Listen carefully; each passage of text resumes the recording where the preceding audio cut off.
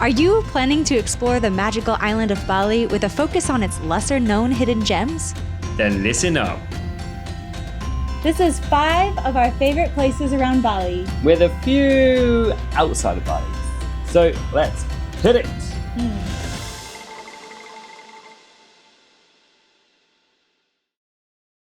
Number 1. Where's been one of your favorite places? My ghost or something. Okay. One of my favorite places in Bali has been Menjangan Island and Pemutaran Beach, which is West Bali, Northwest Bali. We'd been living in Bali all this time and just now discovered it, but we've both really been captivated by that little area there. It's a bit off the beaten path. It's a bit away from all the touristy areas, which makes it feel really authentic. It has everything you want, like hiking, like diving, beach, and nature. It just felt really nice, really like home, and I really enjoyed Pemutaran Beach. And one thing to add to that, it also has the largest congregation of bio-rocks anywhere in the world. And if you don't know what bio-rocks are, they're just these metal structures that are sank underneath the water, and they're fake artificial reefs, essentially, with a tiny bit of electric current in there.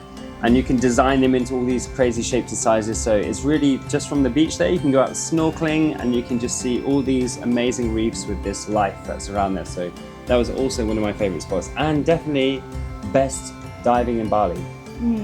We are divers and we've dived in several locations around Bali, and for us, Menjangan and Pemutaran is the best. Like, you have sloped reefs, you have walls, we saw sharks and all sorts of small critters too, so it's really good. We definitely recommend there to get your diving fix. Really quick, super helpful tip before you go pack your bags. We'd hate for you to fall completely off the grid when you're out exploring the most remote reaches around Bali. So remember to visit balisim.com to buy your local eSIM and get 10% off your purchase when you use the promo code LifeDoneDifferent. Thank us later. Now back to the list. Number 2. So for number 2, I want to talk about a tiny little surf town called Medewi, which was super chill. It's essentially along the south coast, and you just keep going east. West? Keep going west.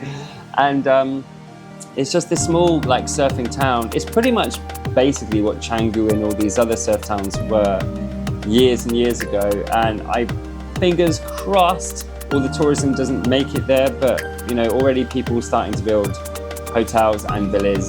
So get there quick. But essentially it's a long kind of black sandy beach with a few nice waves, super chill. You can kind of walk from your house to the beach depending on where you're living. And there's a few amenities and few shops, and really chill and really sweet. Number 3. Number 3. Amed. Yeah, we both really love Amed. It's another fishing town. I'm noticing a pattern here. Yeah, we tend to like fishing and diving towns around Bali. Yeah. But Amed's really nice. It's also reachable from the other touristic areas in South Bali. But it feels like you're a bit away from the crowds and the traffic, and the beach is really nice. It's probably my favorite place to swim in all of Bali because the water is really calm and super clear.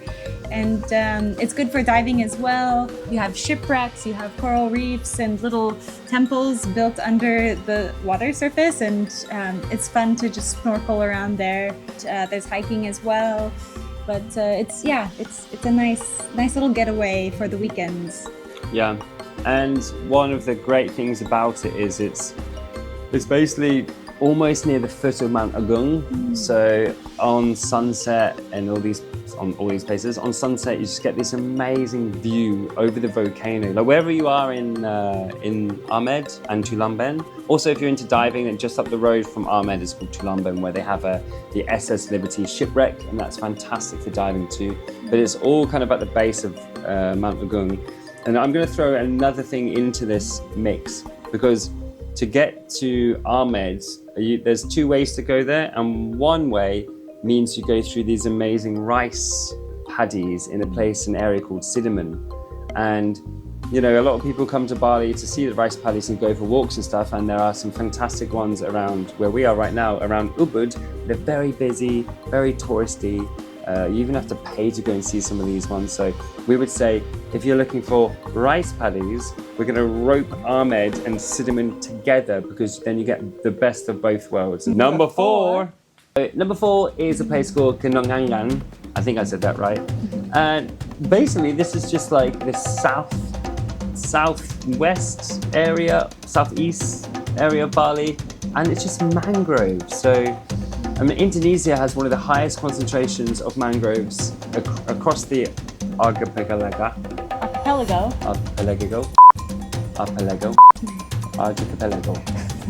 Across that.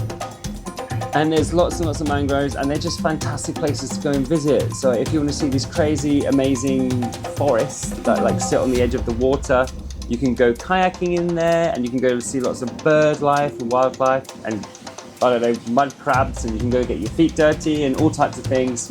And alongside that, you can actually get involved in lots of things around Bali. So you can get involved in mangrove planting or mangrove cleanups and things like this. So when you head to these beach locations and mangrove locations, you can also get involved in a few different things going on too. So I would definitely say that mangroves to me are just a personal favorite. Yeah, and it's really beautiful as a person who's visiting Bali for the first time, or you're just trying to understand the way people live.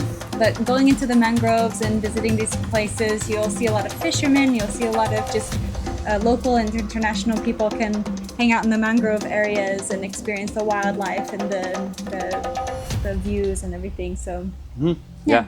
Number five. And for waterfalls, we're going to go off island. Where's our favorite waterfall? So favorite waterfall is actually not in Bali. It's in Tumpak Sewu in East Java. That's our favorite waterfall that we've seen thus far. And if you want to watch that episode, there'll be a little card popping up right here. Yeah, it's a fantastic place and quite breathtaking as far as the scale of it. It's huge. And it's like this surrounding waterfall that comes down into this hole, and you can actually hike down into it. And it's really fun to kind of clamber down and then explore around these caves. And there's a lot to do around this. It's not just walking up and taking a photo of yourself in front of the small waterfall. It's this holistic experience, and we really enjoyed it. We thought it was just gorgeous. Yeah, the scale of it is absolutely epic, and you have to scale down stairs that has water flowing down them. You can go swimming in different parts, and you can go climbing again. Yeah, it's just an adventure playground that we think that everyone should, at least if they're in Bali. It's not too far to get to, maybe like an 8-10 hour bus, but if you can stand the buses, then yeah, you can get yourself there. And also, you know, we're going to go to the opposite side. We're going from water to fire now. I think this is meant to be our last point. Yeah. But of course, a lot of people come to Bali to scale the volcanoes. So you have like Batur here, you have Mount Agung and various other ones. But what we recommend is to, again, get off Bali and to go over to Lombok, which again is super easy to get to. It's just a quick ferry over. You can get a public ferry, which is 5 hours, or you can get a fast ferry or a fast boat, which is a couple of hours. But it's called Mount Rinjani, and Mount Rinjani is just epic. It's like my favorite volcano that I've ever climbed for sure. You can do kind of like a 2-day, 1-night thing, or you can just go up and down in one day. But we recommend the 2 days and 1 night because 3 days and 2 nights. And you can scale all the way to the top. You can come down and then go down into the crater where there's a lake, and then you can just hike and traverse. It's kind of like when you scale it, within those 3 days, it's like you're hiking through 6 different countries because the landscape just varies at the different altitudes, and it's super epic. It's bloody painful. We would say that it's not for the faint of heart. So if you want to climb this particular volcano, make sure you're in a decent shape and you have really good trekking shoes. Or if you want to be crazy like Harry, you just climb it in flip-flops. These ones. He managed to climb for 3 days in Mount Rinjani with those, so it is possible. But yeah, it is a tough hike, and yeah, we've both hiked a lot, and we found it was a good challenge. But we definitely recommend it because of the landscapes and just how wild it feels, and you really feel accomplished by the end of it. I remember feeling so tired but so relieved and so accomplished that I had conquered this volcano, and it was just really fun overall. Yeah.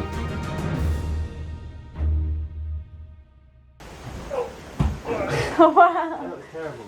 Something we said that we like to do is we kind of don't travel for the destination, we travel for the journey to that destination. And some of the kind of ways that we've moved around both in Bali and Indonesia is one by motorbike and doing a lot of camping, which has been super fun. So we definitely recommend if you go to any of these spots or in between any of these spots, if you've got a tent, just go wild camping or there are some campsites you can go to because it's a great way to see the country. And then two, what we said too at these different locations, we just like to hang out with locals. And one of the things I like to do is just to buy a beer and you just sit outside the local supermarket with the rest of the locals, chat, learn about them, have fun, and maybe end up doing karaoke. It's always how it ends. Karaoke. Cool. Yeah. All good? Yeah. All right. So that's it. Best things in the area around Bali. And yeah, if you want to check out our next video, then click over here, or if you want to check out one of our previous ones where we talked about, living in Bali, what it's like living in Bali for 2 years, then you can just click somewhere around here. And we'll see you there. Yeah. Bye. Bye-bye. Still can't get enough about Bali's hidden gems? Check out Instant Karma magazine for more stories and perspectives from Indonesia and beyond.